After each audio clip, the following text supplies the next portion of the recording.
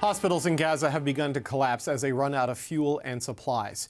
Throughout this war, we've been in touch with Ghassan Abu Sitta, a Palestinian British doctor at Al-Shifa Hospital in Gaza. He recently started using vinegar to treat the wounds of his patients against infection. These are some of the voice notes he sent us today. So today, there was no electricity at Shifa Hospital between 9 and 1, 9 in the morning and 1 in the afternoon. Now they're running a smaller generator just for the operating rooms and the intensive care units. The smaller generator will just run these ventilators and incubators in the operating room, but we will be limited to what we can take to the operating room, so only life or limb saving. The vinegar is because we've run out of things to treat the infections, and the wound infections have gotten worse because you can't take the patients to surgery as often as you need to, and because the hospital is so overcrowded. Vinegar is for a bacteria called Pseudomonas.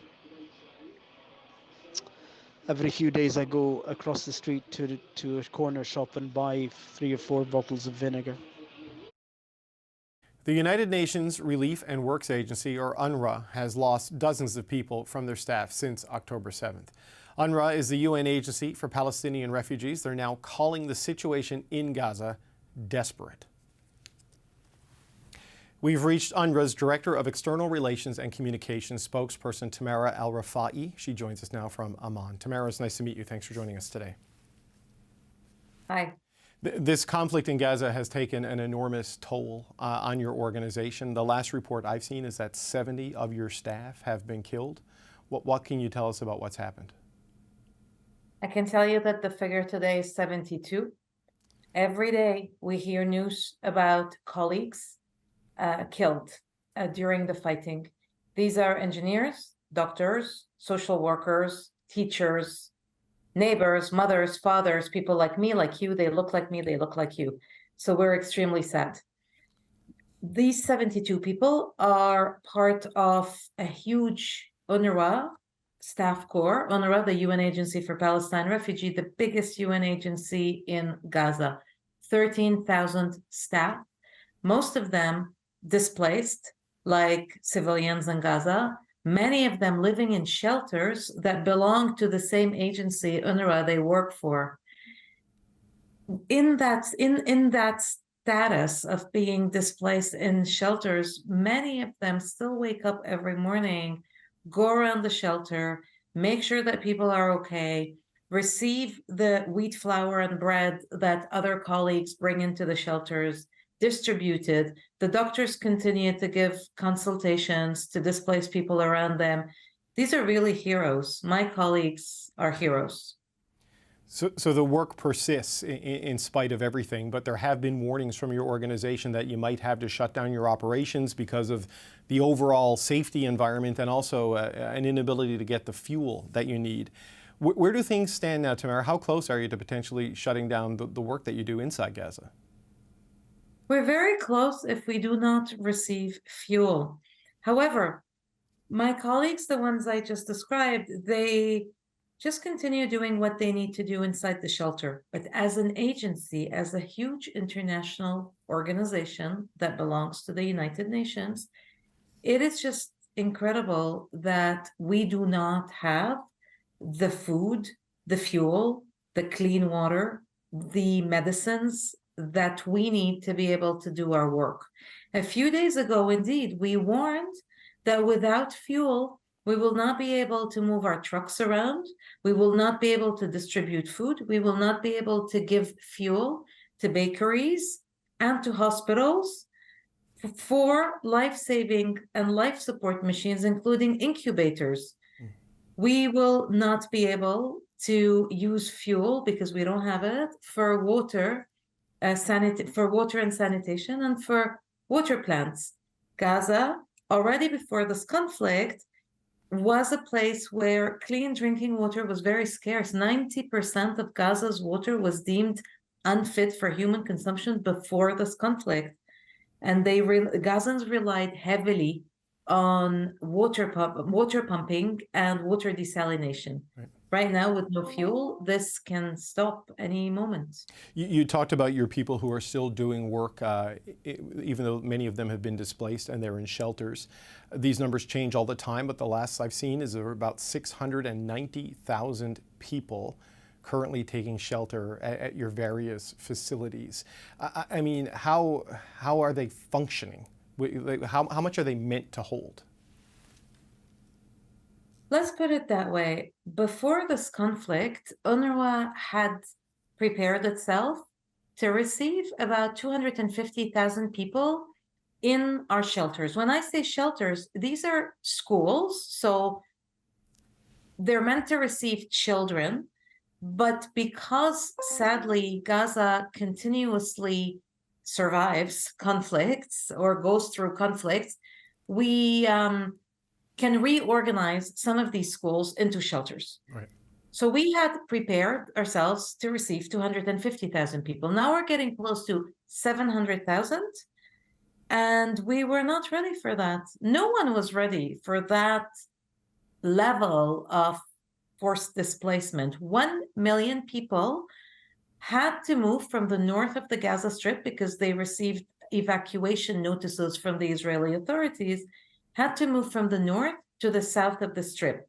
The Strip, for context, is 364 square kilometers for 2.2 million people. That is extremely, extremely dense on any normal day. Not that Gaza has any normal days anyway. But today, with that conflict, with the constant strikes, the air bombing, and nearly 2 million people crammed in half the Gaza Strip, our shelters can never function properly. And because we don't really have electricity or clean drinking water or not even enough food, people inside these shelters are stressed, distressed, traumatized, hungry, and many mothers just want to bathe their kids, and that has become a luxury. Yeah, the sanitation challenges and the basic health needs under those circumstances are severe, as is the situation in the hospitals. We just played a voice note we got from Dr. Ghassan Abu Sitta, who's working in Al Shifa Hospital. He talks about the power being out for 4 hours today. He talks about how they've had to resort to use vinegar to clean wounds to deal with bacterial infections. What does that tell us about the supply situation in core facilities inside Gaza today? It tells us that the health system in Gaza is about to collapse. And that is something that my colleagues who work in the health sector have already reported to us. The fact that war surgeons, veteran war surgeons like Dr. Ghassan, have to resort to vinegar because for the last 10 days, he has been asking for sanitizer and hygiene supplies is very, very tragic. The fact that my colleagues report that in Al Shifa Hospital, that same hospital Dr. Ghassan is in, people are sleeping in the corridors and on the floor. My colleague Tom in Gaza visited the hospital and said he had to walk in between and over dead bodies in the corridors. We heard that there are no body bags available anymore in hospitals and in Al Shifa.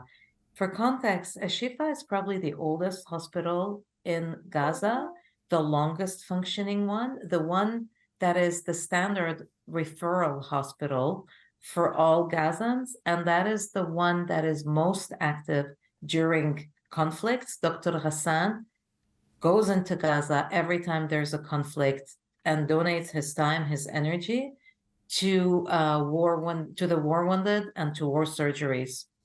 He clearly isn't getting what he needs, despite we have seen that some aid is getting into Gaza in recent days.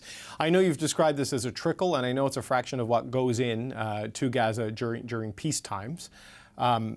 Is it making any difference what is going in? I mean, do people notice the relief when these trucks come in and distribute what they have? In the big picture, no. It's not making a difference. And if you could go around asking people in Gaza whether they're getting access to food or to medicine, they will predominantly say no. But we are also in a situation where every individual life, if we can make a difference, then that's almost a miracle. So if you ask those who receive bread on the day, they would say, yes, I got bread, and that is thanks to these supplies going in. But 20 trucks a day is really very, very little in the face of what Gaza is today. 20 trucks a day isn't something we should be rejoicing about, and is a very disappointing outcome of very intense political diplomatic negotiations and huge logistical organizing. So what is most needed now is to make sure that the flow of aid into Gaza is significant enough in the face of the needs, but also safe and unimpeded. We've asked for a humanitarian ceasefire. We want to be able to circulate across the strip, not just to the southern part where most people were displaced. We want to be able to reach people where they are. And we know that many people are still in the north for various reasons: pregnant women, disabled children, old people who cannot move. There are many, many civilians still in the north, and we need to be able to get to them.